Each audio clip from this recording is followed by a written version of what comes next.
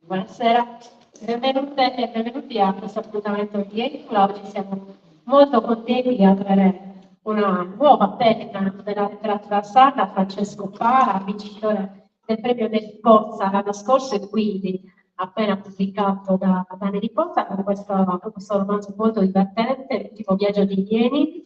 Grazie Francesco per aver accettato il nostro invito e grazie a Celestino che dialogherà con lui, ringrazio anche la Fondazione Siotto che ci ospita e Elena Maro che fa fuori ai libri di Francesco.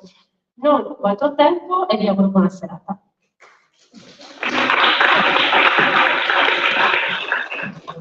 Grazie Martiglia, non intendo rubare molto tempo, nel senso che quando si presenta un libro così intelligente, così colto e così brillante, è una buona idea lasciare il più spazio possibile all'autore. Cioè, per introdurlo, se mi limitassi, come dire, allo chassis narrativo, per gli elementi costitutivi, non della vicenda, ma semplicemente il suo inizio, dovrei dire che un gruppo di militanti cerca di rilanciare le ragioni del socialismo padronandosi di una mummia, voi pensereste all'inizio della segreteria Zingaretti, per intervistarvi, quindi vi dirò anche qualche cosa di più, ma non molto di più. La mummia evidentemente è quella di Lenin, che nell'estate del 41, nottetempo, percorre gli sconfinati territori della madre Russia per raggiungere da Mosca la Siberia, e questo perché il nemico è alle porte, i tedeschi stanno invadendo la Russia e il regime, che è già il regime di Stalin, vuole sottrarre questo elemento così iconico e così fondante per l'Unione Sovietica alle mani del nemico. Dopodiché, però, durante questa traslazione della salma balsamata di Lenin viene imponderabile, ovvero un gruppo del quale Francesco Paolo ci parlerà e si impadronisce di questa icona, termine più che mai appropriato parlando di Russia, che però, se vogliamo, per fare una metalettura molto naif di un libro che non è naif per nulla, è un po' la stessa operazione che fa lo scrittore, in un certo senso, che si impadronisce della salma di quella che fu l'Unione Sovietica per portarla al sicuro in un luogo letterario e balsamarla con un trattamento di inchiostro, di fantasia, in modo che almeno in un luogo letterario continui a vivere, a esistere, quasi un continente politico che è finito dall'oggi al domani, sotto i nostri occhi, soprattutto quelli della mia generazione, della precedente, già quella successiva, ha molto meno idea del fatto che ci fu un tempo in Europa in cui esistevano due tipi di esseri umani. C'era l'uomo occidentalis e l'uomo sovietico, ed era una cosa che sostanzialmente in Europa non succedeva dai tempi di Sapiens e Neanderthal.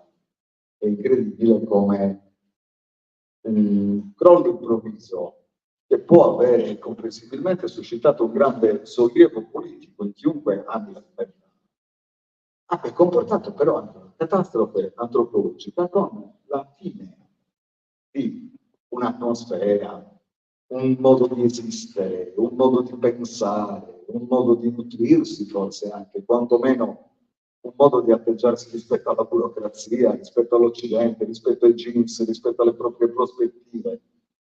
Tutto questo è stato, come dire, sottratto dall'oggi al domani quasi, e noi altri ce la siamo cavata con Francis Fukuyama, che ci diceva la storia è finita, inizia la ricreazione, e poi il sottotitolo di la fine della storia inizia la ricreazione, o quantomeno un'educazione fisica.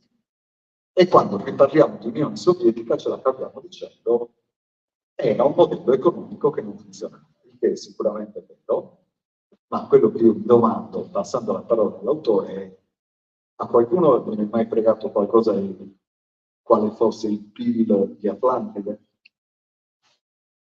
Atlantide comunque vive, senza essere mai esistita, nelle nostre suggestioni ci interpella. L'Unione Sovietica è esistita ed è incredibile quanto poco ci interpelli, apparentemente. E quindi chiederei al rimbalsamatore dell'Unione Sovietica, nonché autore dell'ultimo viaggio di Lenin, di dirmi se ho detto molte castronerie oppure se c'è effettivamente anche questo elemento in questo suo libro così colto e così fantasioso. Buonasera,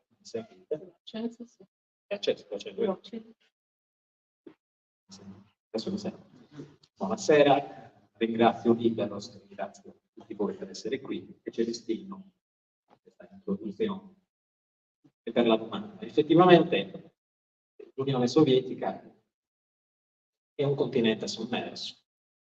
È sommerso perché sostanzialmente nella memoria esiste poco, anche nella memoria scolastica, esiste nella memoria storiografica perché ci sono importanti studiosi che approfondiscono ancora il tema. Però dal punto di vista della memoria collettiva, del senso comune, è piombata in un passato quasi immemorabile, il che storiograficamente, ripeto, ha il suo interesse. Per uno scrittore ha un interesse notevole, perché per uno scrittore accostarsi a mondi di questo genere, che come hai detto tu sono inabissati in maniera non imprevedibile, però in maniera abbastanza rapida, nel senso che lo stesso Gorbaciov, che è stato l'ultimo amministratore, diciamo, di questa catastrofe, non ha padroneggiato bene il tratto finale di questo mondo e ha concluso il suo mandato e la sua esperienza, segretario, con un discorso che quasi in lacrime, insomma, iniziava così: avevamo tutto. E quindi un riferimento a tutto ciò che questa costellazione storica enorme è stata, dal punto di vista del senso individuale, delle antropologie, come hai detto giustamente tu. Insomma, questo mondo è crollato, si è estinto, però ha portato giù nei fondali della storia anche esperienze individuali, esperienze di esseri umani che in quel contesto hanno vissuto, in alcuni casi, l'intera loro esistenza, cioè sono nati in Unione Sovietica, lì sono cresciuti, dentro un sistema di valori completamente secolarizzato e completamente assestato, per cui vederlo cadere, vederlo scivolare nei meandri di un passaggio irrecuperabile, genera una perdita anche individuale. Ecco, di tutte queste vite, cosa rimane? Cosa rimane? Rimane il tentativo, probabilmente, direi, è capitato anche a noi, è capitato anche in Italia, è capitato con il fascismo. Però il fascismo, forse anche per le dinamiche con le quali siamo usciti, per il rapporto che abbiamo intrattenuto con quel mondo, insomma, quel mondo sembra quasi non sia, non è una battuta a sfondo politico, ma sembra non sia mai finito. Non speriamo. Non volevo alludere. L'hanno passato male. Ogni tanto scancia. Invece, ripeto, l'Unione Sovietica, sì, l'Unione Sovietica, anche perché non ci sono stati neanche grandi tentativi di ripristinare. C'è una certa nostalgia che non abita in me, ecco, io non ho scritto un romanzo nostalgico, se non un nostalgico di un mondo che non ho vissuto. In che senso? Penso sia l'unica nostalgia possibile. Dal mio punto di vista è impossibile scrivere di qualcosa che sia biografico. Quindi riesco a scrivere solo di vicende che non ho minimamente accostato biografico. L'approccio salgariano esatto. Quindi la suggestione da cui sono partito è proprio questa qua, entrare nei fondali. E nei fondali di questo passato ho trovato deposto sul fondo bene. Bene, allora, cominciamo dall'inizio, cioè da come nasce questo romanzo, cioè da un concorso, il concorso di Pozza, che se non sbaglio è il biennale, ogni 2 anni Pozza getta la rete e raccoglie, se non sbaglio, 1 migliaio o circa di manoscritti. tra i quali emerge il tuo, e per capire meglio l'autore, voi dovete sapere che inizialmente, così strizzando l'occhio a logiche molto pop e commerciali, direi anche piaccione, Francesco Pala pensava a intitolare questo romanzo Itinerarium 20 Milleni. Neri Pozza credo lo abbia fatto minacciare dalla banda della Magliana e quindi ha cambiato il titolo, volente o nolente, però questo itinerario momenti Sinleni comunque dentro il romanzo rimane. E che cos'è? Allora, sì, il titolo iniziale era questo, io l'ho sempre chiamato in questo modo. Amiche fonde. No, con quella giusta distanza che ho col latino. E, insomma, l'ho presentato così al primo. Forse anche un po' attirato l'attenzione, il titolo comunque è anomalo, per cui fa riferimento a San Bonaventura, Itinerari Mentis in Deum, quindi c'era un riferimento filosofico alla base. Che cos'è l'Itinerari Mentis in Deum? È un testo esoterico, cioè è un testo che un gruppo di uomini, alcuni appartengono alla Banda Rossa, non hanno letto direttamente, ma di cui hanno sentito parlare. Un testo scritto da un uomo che nel romanzo appare, scompare, insomma, in realtà lo incontrano in pochissimi. Quest'uomo ha scritto questo testo, che è un po' una somma di aspetti di natura filosofica, di natura politica, di natura teologica. E c'è tutto un fondo teologico che poi, insomma, magari ne parleremo, che ha a che fare con il marxismo.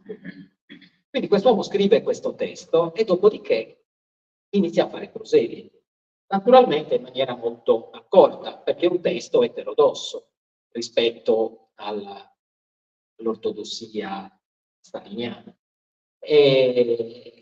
Però tutti coloro che si accostano a questo libro, non direttamente, ma solo grazie al fatto che lui lo legge pubblicamente, non consente la lettura diretta, nessuno, anche perché esiste solo 2 copie, e tutti coloro che si accostano hanno la sensazione che questo testo abbia un che di trasformativo, un che che apra nuove dimensioni esistenziali per chi lo legge. Quindi a poco mette insieme, attorno al carisma di questo libro, un gruppo che ha però, che sentir leggere il libro, deve compiere una missione che ha a che fare con questo. Quindi, come vedete, non è l'equivalente sovietico di Weekend con il morto, semplicemente perché parte con una mummia a maneggiare. C'è una dimensione mistica, una dimensione spirituale che può sorprendere chi superficialmente pensa che il marxismo era il pensiero materialista per eccellenza e quindi tenderebbe a escludere un approccio mistico al tutto. Io invece vorrei tutto esplorarsi, nel senso che questa sfumatura cristologica del corpo di Lenin è interessante. Alla fine,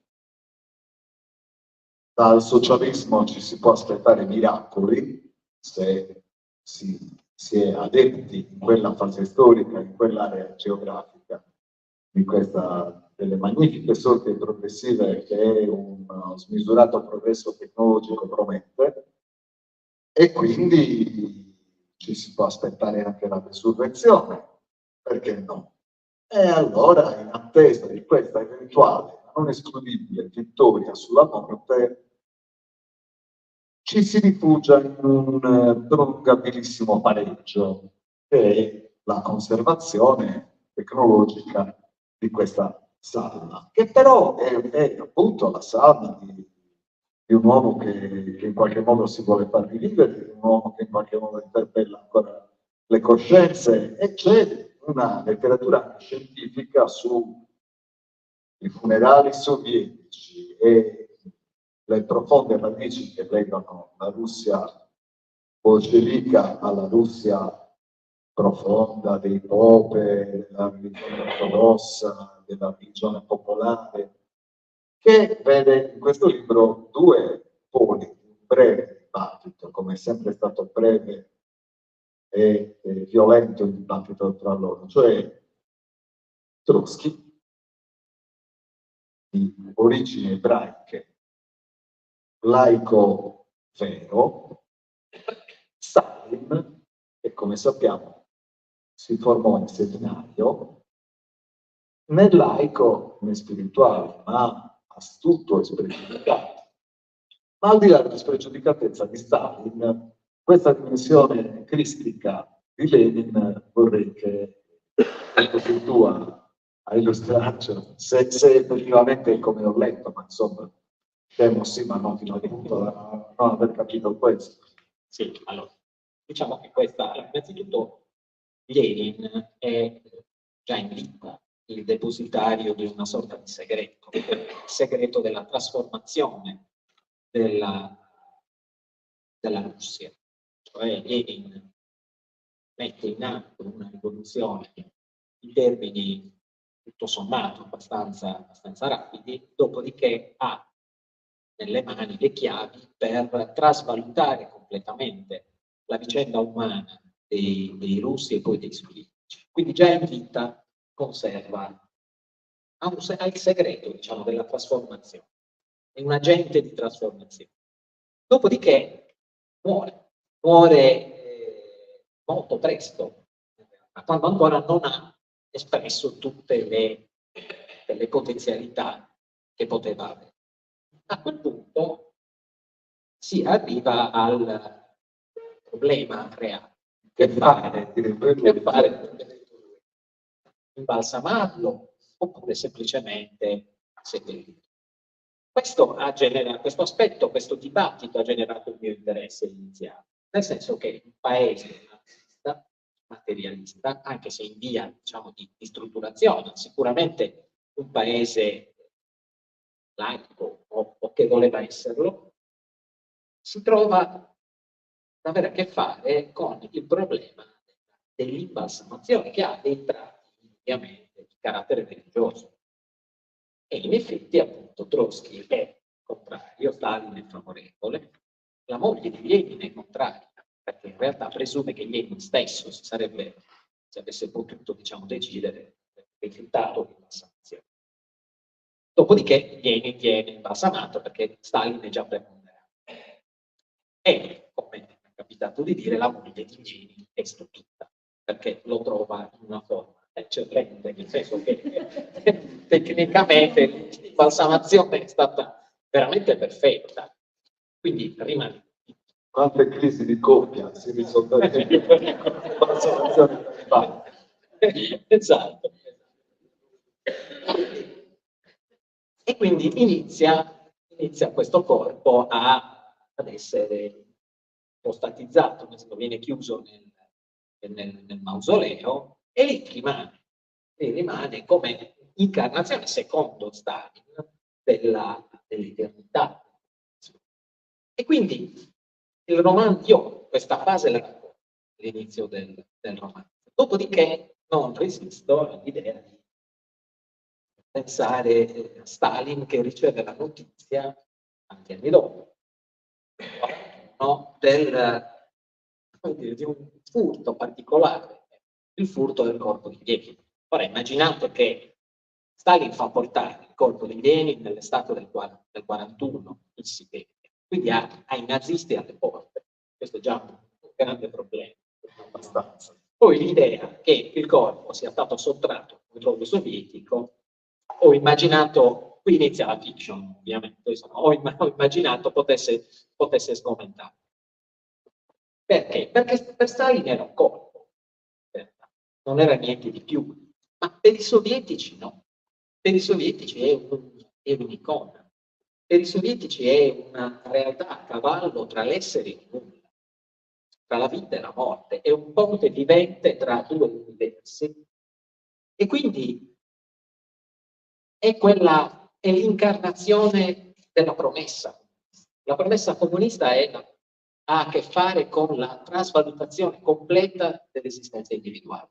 L'uomo nuovo comunista, quindi la generazione di una nuova antropologia, in qualche modo quel corpo incarna la sconfitta della morte, la possibilità che la morte sia stata sconfitta da chi? Non da un regime, non da un regime religioso, ma da un regime completamente secolarizzato, che ha individuato il proprio obiettivo,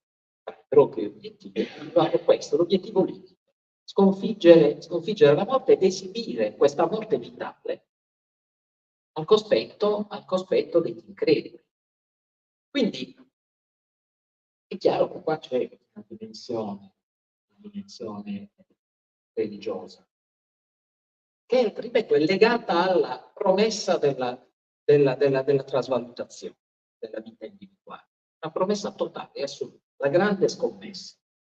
E poi non è tipica neanche di Stalin, se Stalin è un pragmatico, quindi però vuole sfruttare a livello simbolico. Poi c'è, naturalmente, il corpo dell'uomo politico ha sempre una valenza particolarmente nella storia, insomma, sappiamo, il corpo di Mussolini, il corpo di Hitler, quindi c'è sempre, nonostante diciamo, il fatto, qui c'è un altro paradosso, i corpi dei leader sovietici non erano mai realmente disegnati. Non vediamo mai Lenin a torso nudo, immerso nel grano, oppure a cavallo o mentre balla. Insomma, è sempre un po' all'Aldo Moro, vestito con un abito sono sempre vestiti, diciamo, in maniera molto, molto consona. Ecco, per cui qua c'è un paradosso ulteriore.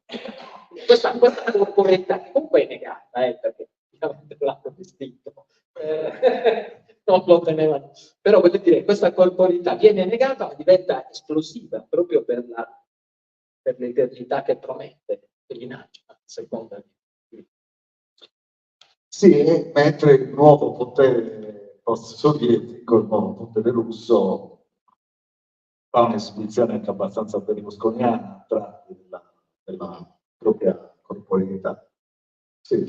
Sono rimasto incagliato sul parallelo con Aldo Moro, effettivamente funziona perfettamente. Aldo Moro andava in giacca e cravatta in spiaggia.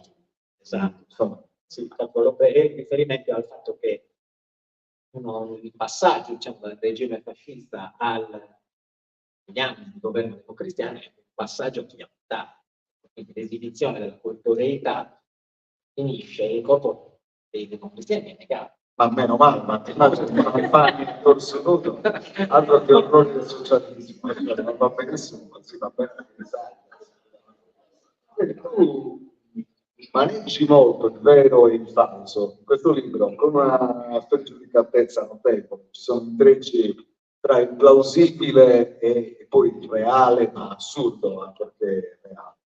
Quindi salto la domanda su quanto ti ha ispirato la vicenda vera del furto della salma in quel giorno, perché poi sarebbe, come detto, un effetto ulteriormente catastrofico, e vorrei sapere invece come è stato maneggiare Stalin come personaggio.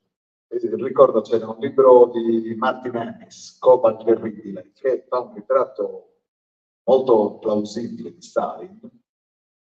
È un personaggio che conosceva Stalin, lo racconta dicendo aveva gli occhi gialli da tigre, il suo sguardo terrorizzava, lui lo sapeva e non lo usava e raramente ti puntava gli occhi addosso quando ti parlava per lasciarti vivo.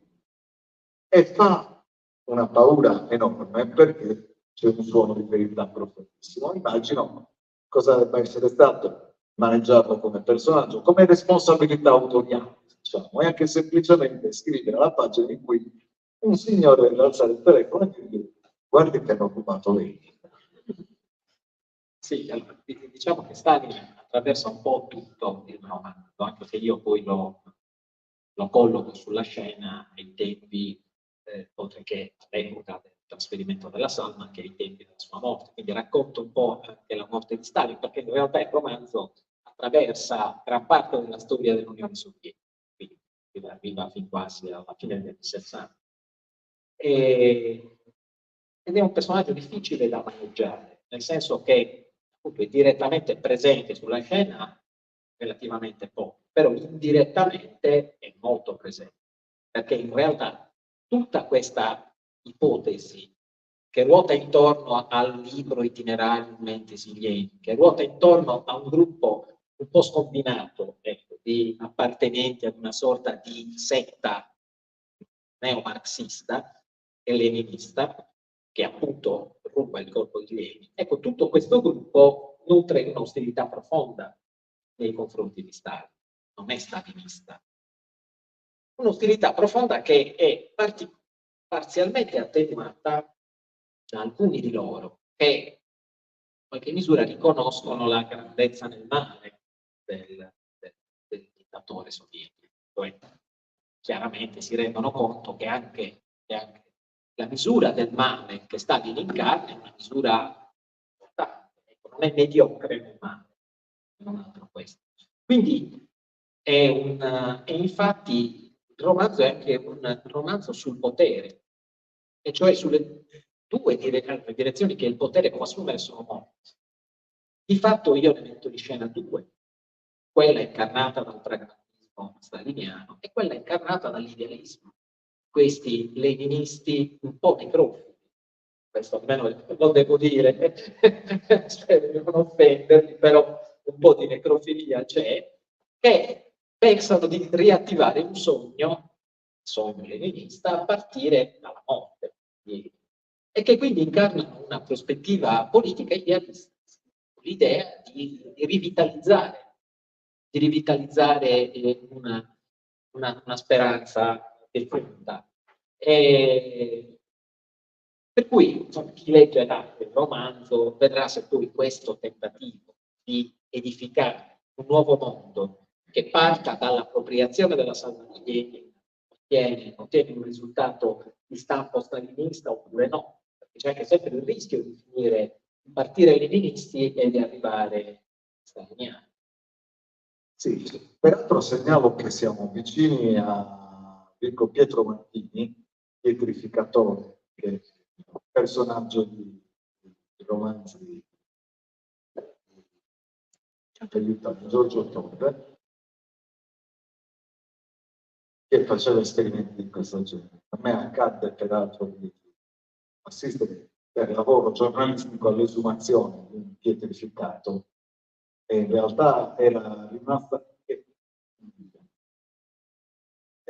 pietrificata solo la valvola vitale e tutto il corpo era sì. Però poi te ne parlo, così ci facciamo un altro risate. Adesso restiamo su Lenin. No, chiedo scusa, era Isio Marini, il pietrificatore, e Martini era pietrificato. Martini è lo storico di False e le carte della moneta. Stavo pietrificando il pietrificatore. Vorrei stare su questa specie di compagnia dell'anello di Rapitore di Salmo, perché poi effettivamente i personaggi che fanno parte di questo comando che sequestra la salma di Lenin sono completamente inventati e completamente plausibili nella loro coralità. C'è la contadina, in realtà è una studiosa che ha dovuto subire una paradossale transizione plebe proprio nel paradiso del proletariato. C'è il soldato lobotomizzato, che poi vedremo perché, anzi adesso vedremo perché. C'è il profeta della rivoluzione, Severo, Austero, una specie di Camilo Cienfuegos siberiano, e c'è invece anche il Gaudente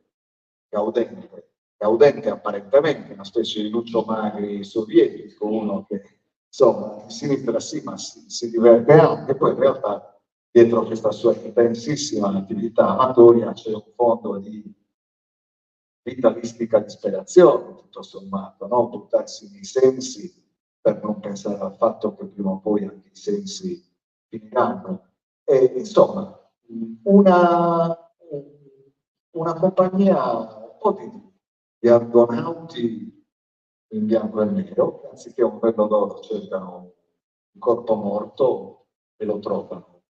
Come funziona questo corretto greco così tragico e così buffo?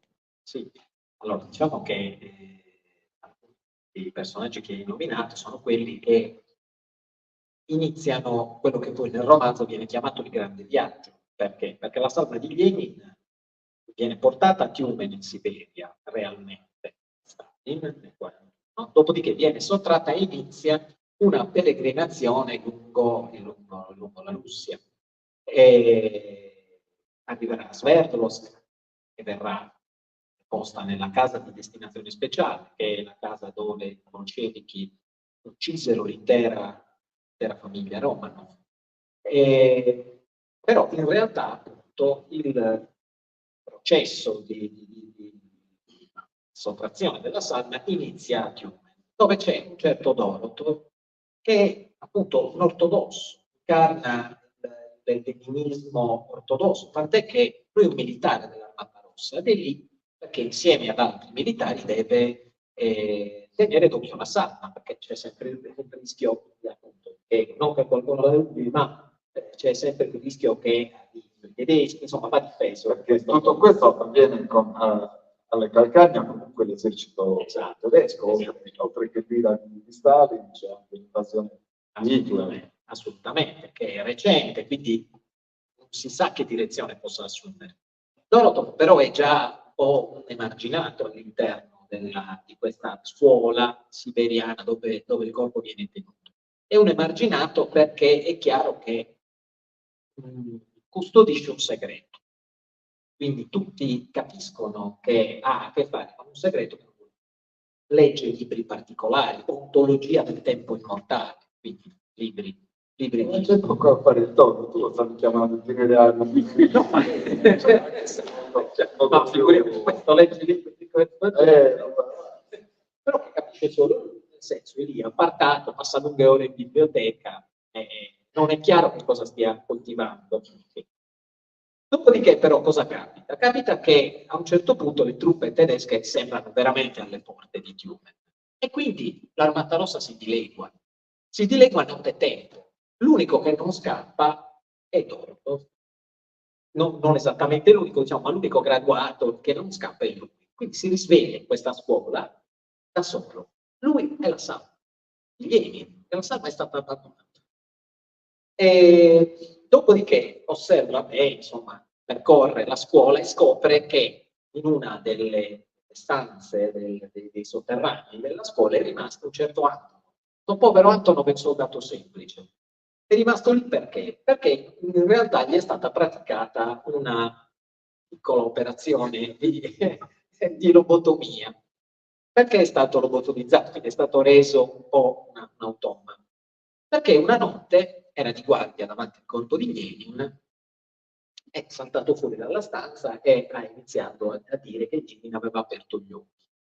E questo chiaramente ha sconcertato i presenti, ma soprattutto è sembrata una lesa maestà. E va bene, l'abbiamo imbalsamato, ma che sia vita è troppo. E per cui non si sapeva esattamente come reagire a questa evenienza. Se eliminarlo direttamente, però i nazisti alle porte, gli uomini ci servono, quindi non si sa mai, oppure annebbiargli un po' la memoria, annacquarla, e quindi si è scelta questa via. Ovviamente, povero Antonov è rimasto in una cella lì convalescente, per cui alla fine non è potuto scappare con gli altri. Poi si ritrova in due. A questo gruppo si aggiunge la Balakova, che è appunto, come hai detto tu, una contadina, che però in realtà non è nata contadina, che si aggrega al gruppo perché? Perché trova Antonov in giro per le strade deserte di Tiumen che vaga senza un perché.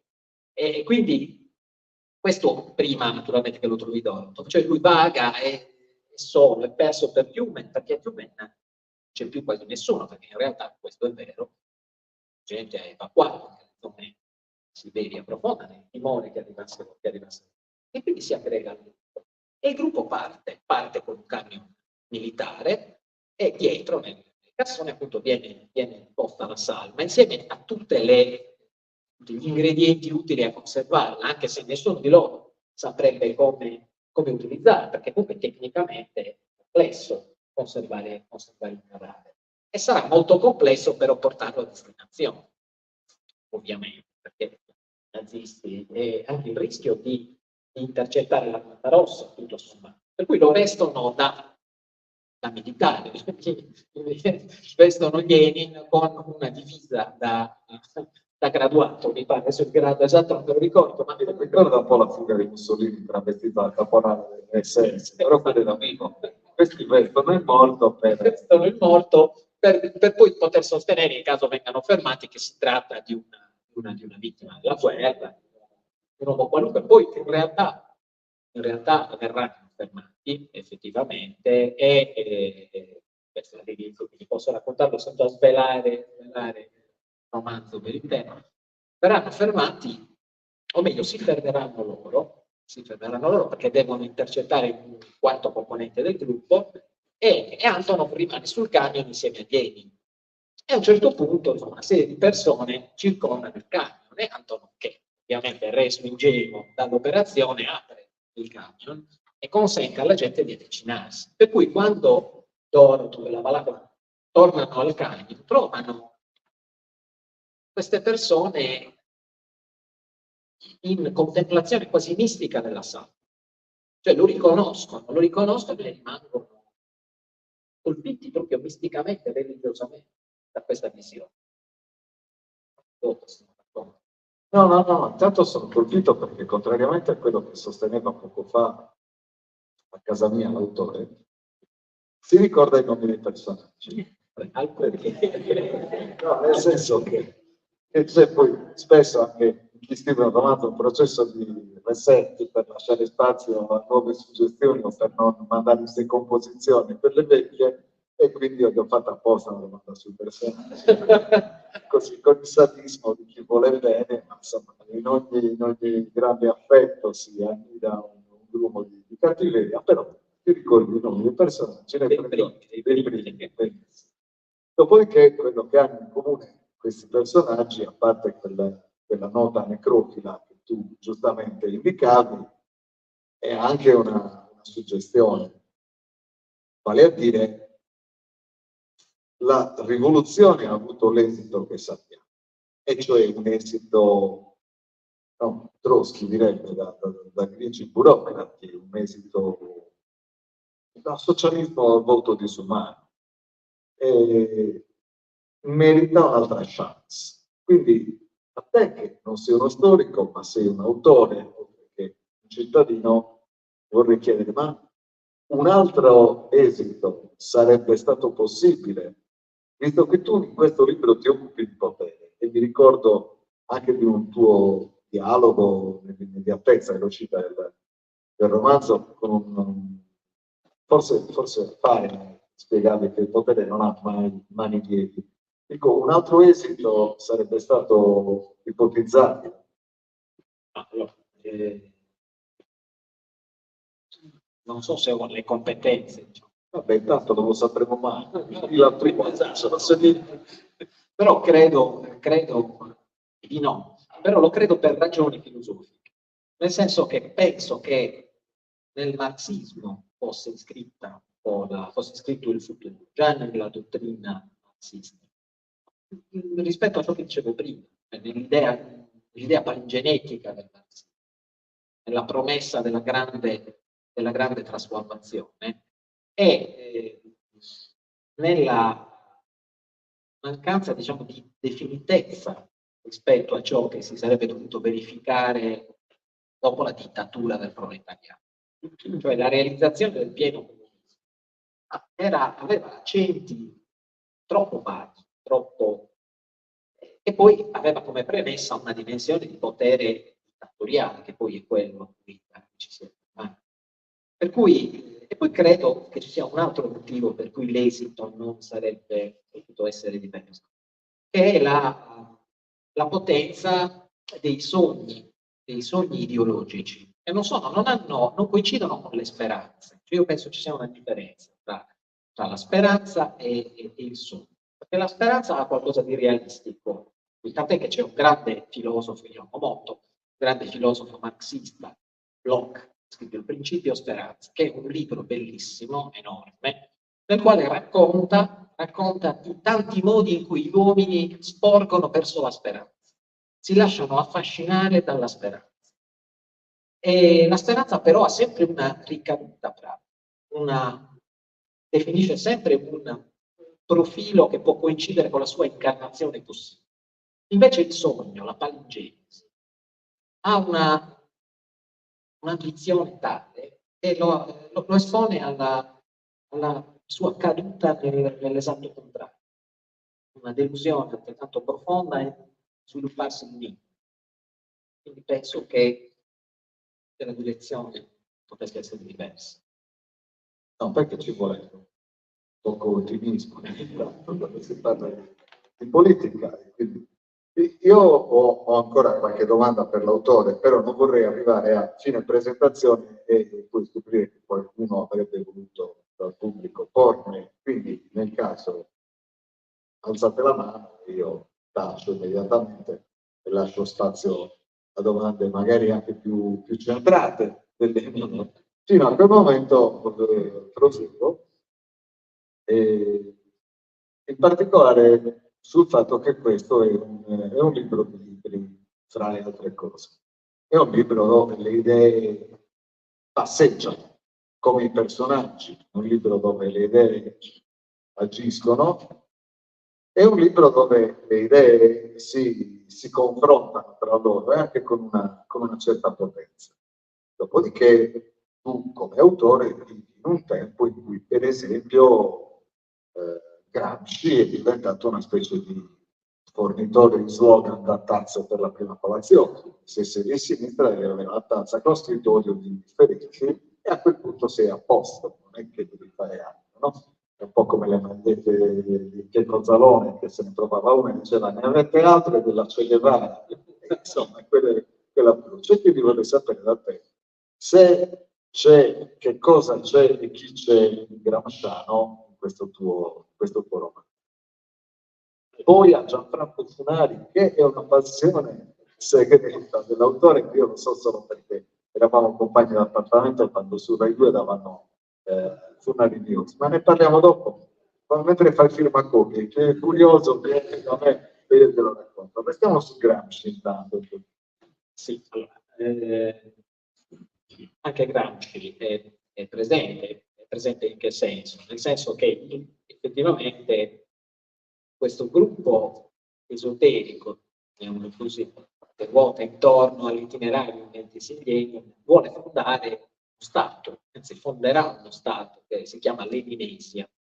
Questa Leninesia ruota intorno anche a una visione del marxismo che in effetti Gramsci viene anche citato il libro, ha qualcosa di Gramsci, nel senso che Gramsci, non voglio entrare in tecnicismi eccessivi, però Gramsci era un sostenitore del valore della cosiddetta sovrastruttura, cioè il marxismo ortodosso vedeva nella struttura economica la base dei processi politici e considerava tutto il resto, quindi la filosofia, la morale, il diritto, come delle conseguenze quasi necessarie della struttura. Invece per Gramsci la sovrastruttura doveva avere un ruolo attivo, quindi la cultura, il partito, per cui effettivamente questi leninesi sono attratti anche dalla cultura del libro.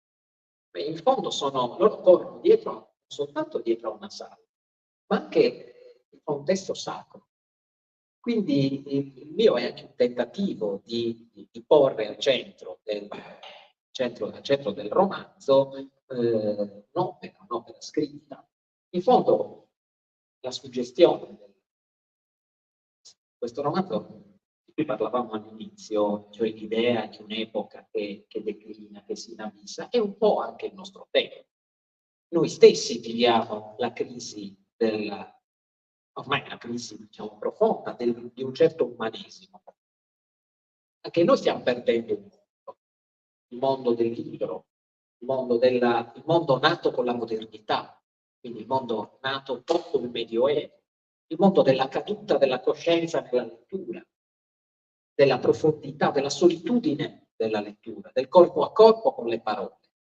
E questo è un universo che noi stiamo perdendo, che lo perdiamo giorno per giorno, quindi diventiamo quasi delle comunità esoteriche legate alla sacralità dei libri, a cui continuiamo a chiedere, forse non che ci cambino la vita, ma che alimentino anche una minima speranza. Per cui tra le righe volevo alludere anche a questo aspetto. Sì, in qualche modo sono un microscopico popolo del libro, come qualunque religione monoteista, a modo loro sono dei monoteisti anch'essi. Immagino che la preparazione di questo libro sia consistita in un'immersione completa in testi, in pensieri, oltre che in ricostruzioni storiche. Vorrei sapere questo quali conseguenze e quali ripercussioni ha avuto per i tuoi studenti, gli studenti delle tue lezioni di storia e filosofia, ai quali rivolgo un pensiero solidale. Quanto è immersiva l'esperienza di preparazione di una scrittura di un libro mondo come questo? Allora, il libro nasce, in realtà se dovessi dire quando nasce, potrei dire che nasce nell'89, in qualche modo. Perché? Perché io avevo 16 anni nell'89 ed ero un assiduo lettore del Corriere dello Sport, fondamentalmente, nel senso che non avevo letture molto strutturate all'epoca. Già dato le preoccupazioni, infatti. Però, e sono tuttora, assiduo lettore, non rinnego il passato. Però ricordo che nell'89 improvvisamente iniziamo a vedere mia madre in lacrime davanti al libro. E vedevo queste statue di Lenin, 89-90, che cadevano, una dietro l'altra, e mia madre che piangeva. Ora, avevo l'età per capire più o meno cosa stesse succedendo. Non ero parente, Esatto, che non era una questione. Perché piangeva? Piangeva non perché fosse una stalinista o una leninista, piangeva perché stava sperimentando la fine di una speranza. E quindi è rimasto in me questo momento. Poi è arrivata la sfornia post-comunista, sono arrivati gli anni 90 e via dicendo. Insomma, il romanzo però in realtà nasce una decina d'anni fa, e ha una gestazione molto lunga. Anche le dimensioni del romanzo erano abbastanza più lunghe. Sì, dopodiché si è parlato. Ma in realtà il romanzo proseguiva, cioè andava oltre il periodo di Khrushchev, però diventava una vicenda ambientata anche in Italia parzialmente, quindi non ero del tutto soddisfatto neanche di questa. Ma sempre con Lenin che girava, no? No, Lenin era... No, affrontato il periodo che davvero avevo incarico al mondo. No, in realtà affrontato un certo sentimento il periodo di Brezhnev. Dopodiché, però, quando arrivava la fase di Andropov e Cernienko, cioè diciamo questi ultimi vecchi segretari del PQS, allora è iniziata una certa disaffezione e quindi Cernienko mi ha dato un colpo, per cui alla fine ho preferito abbandonare. Dopodiché i miei studenti diciamo, non risentono. No, perché in questa fase mi sto occupando molto di fascismo e quindi dal punto di vista storiografico, per cui magari risentono un po' di questa fase, perché tendo a essere ovviamente tutti gli sugli aspetti legati alla storia del fascismo, mentre dell'Unione Sovietica alle spalle. Ho come la sensazione che ovviamente puntiglioso sia un modo per dire maniacale, ma questa è una sensazione mia e come vedete non esprimo e tengo in me. Senti, io vorrei concludere con il più classico dei colpi bassi, quelli proprio strappalati e mediterranei. Vorrei sapere quanto è debitore questo libro, soprattutto nella sua fase preparatoria ancestrale, del fatto che negli ultimi anni della sua vita tuo nonno non potesse leggere. Sì, Che peraltro un nonno che condivideva, perché siamo molto, io sono cugino, lui un po' di meno, in un certo momento da prendere le distanze, però. Allora, diciamo che in realtà effettivamente è una figura molto importante perché mi ha traghettato letteralmente dal Corriere dello Sport alla lettura dei russi, perché Celestino era cieco, e per cui c'era mia nonna che gli leggeva i libri, però prevalentemente di sera. Lui andava sempre alla ricerca di qualcuno che insomma, gli leggesse. E c'è stato un periodo in cui io stavo da loro. E quindi abbiamo iniziato a leggere insieme i Demoni. Io non avevo mai letto Dostoevskij, un libro molto lungo e all'inizio trovavo faticoso. Dopodiché il fascino, insomma, l'abbiamo finita in lacrime. In lacrime entrambi, io però mi vergognavo di essere commosso perché poi insomma, avevo 17 anni, 18 anni, quindi la cosa mi imbarazzava. Volevo essere valente, morese, non potevo piangere davanti a Dostoevskij, però poi abbiamo proseguito, nel senso da lì abbiamo continuato, abbiamo letto i romanzi, poi ho continuato da solo, per cui il debito è infinito, anche perché io non ho mai letto niente di russo, intanto che non ho avuto questa opportunità. Perché detestavo l'imposizione dei libri, anche a scuola. Docenti che mi suggerivano, anche mia madre per la verità, mi suggeriva Calvino, spesso, di leggere Calvino, che ho letto dopo, però in quella fase non amavo una lettura su suggerimento. Dopodiché essere attratto in questa direzione è stato perché forse probabilmente non avrei mai fatto la lettura in maniera intensa. Forse ne capivo l'importanza anche perché lui non poteva più leggere, quindi mi rendevo conto. Poi ho letto anche la storia d'Europa di Benedetto Croce, che insomma, dove ci siamo commossi di meno, ma ecco lì devo dire la verità, un principio di sofferenza lo ha avvertito. Questo lo ricordo perfettamente, un po' più macchinoso. Beh, no, nonno esigente, ho anche un marito esigente, perché insomma la nostra nonna faceva leggere i sonetti del Verdi e poi la rimproverava perché non faceva bene l'accento romano. Diciamo che il totalitarismo non è sempre necessariamente una divisione politica e sottile. Però, francamente, io penso che tra gli stucchi della Fondazione Siotto sull'omaggio a questo nonno così importante per entrambi, noi possiamo concludere. Grazie.